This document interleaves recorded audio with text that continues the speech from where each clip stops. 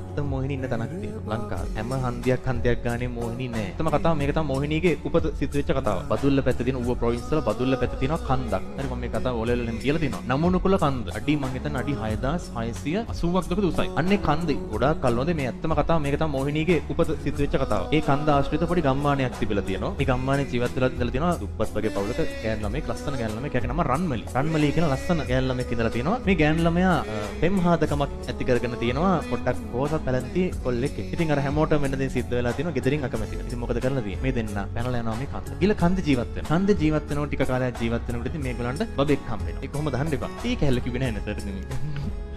ඒක ඕනේ ඉන්න කොහොමද හම්බුණා? දරුවෙක් හම්බ වෙන පොඩි බබෙක් හම්බ වෙන දැන් චොටි බබා. එක කල්ලොම කාලය ගත වෙනකොට මේ කොල්ලටයි මේ හස්බන්ඩ්ටයි මේ පොඩි ළමයාටයි උණ හැදෙනවා. ඒ කියන්නේ කැලෑ උණ කියලා කියන නමක් කමක් නැහැ. නික වෛරස් උණක් හැදෙනවා. බෙහෙත් ජාතිත් හොයාගන්න නැහැ. හැබැයි රන්මලිට මේ ලෙඩේ හැදෙන්නේ නැහැ. මෙයා මොකද කරන්නේ? කන්ද මුදුනට යනවා බෙහෙත් ఔෂධ අරගෙන එන්න. බෙහෙත් පැලෑටි මොනවද අරගෙන කසාය හදලා දෙන්න. මොකක් හරි දෙයකට බෙහෙත් පැල හොයාගෙන එන්න කියලා මෙයා යනවා. අදටත් මේ නමුනුකුල කන්ද ආශ්‍රිතව ඉන්න ලොකු ගෝන්නු. අන්තට්ටු තියෙන ගෝන්නු ඉන්නවා. මේ ගෝනෙක් ඇවිල්ලා මේ ගුහාවට අර පොඩි ළමයාවයි අර කොල්ලවයි ඇනලා පාගලා මරලා දානවා. රන්මලි මේ මුකුත් දන්නේ නැහැ. එයා අර බෙහෙත් පැලෙම ඔක්කොම අරගෙන ආපහු ගුහාවට එනවා. එනකොට මෙයා දකිනවා කොම උස්සලා දාලා ගිහින් බලනවා යාගේ සාම්පුරුෂයා ළඟට ඇනලා මරලා. පොඩි ළමයා ගාවට ගිහින් බලනවා ඌවත් පාගලා මරලා. ඊට පස්සේ එයා ආපු දුකට මේ චූටි ළමයාවත් අතට අරගෙන මේ අඩි 6680ක් උඩ කන්ද මුදුනට ගිහිල්ලා ඉතින් පහළට පැනලා සීදීනවා. ඒ සීදීන අසා ගන්න වෙලාවේ යාගේ හිතට ඇවිල්ලා තියෙන හැඟීමක්. අපිට මේ දේ සිද්ධ වුණේ අර ගමේ මිනිස්සු අපට විරුද්ධ වෙච්ච ඉඳ කියලා සියලුම මිනිස්සු ගැන වෛරයක් බැඳගෙන තමයි මෙතනින් පහළට පැනලා. අදට ඒ ආත්මය අර ළමයාවත් වඩාගෙන මේ කන්ද ආශ්‍රිතව සැරිසරන. ඒක ඇත්ත කතාවක්. මේ කන්ද යනවා ඒ කැම්පින් වලට මේ කන්දට යනවා නමුනුකුල කන්දට කැම්පින් කරන්න යනවා.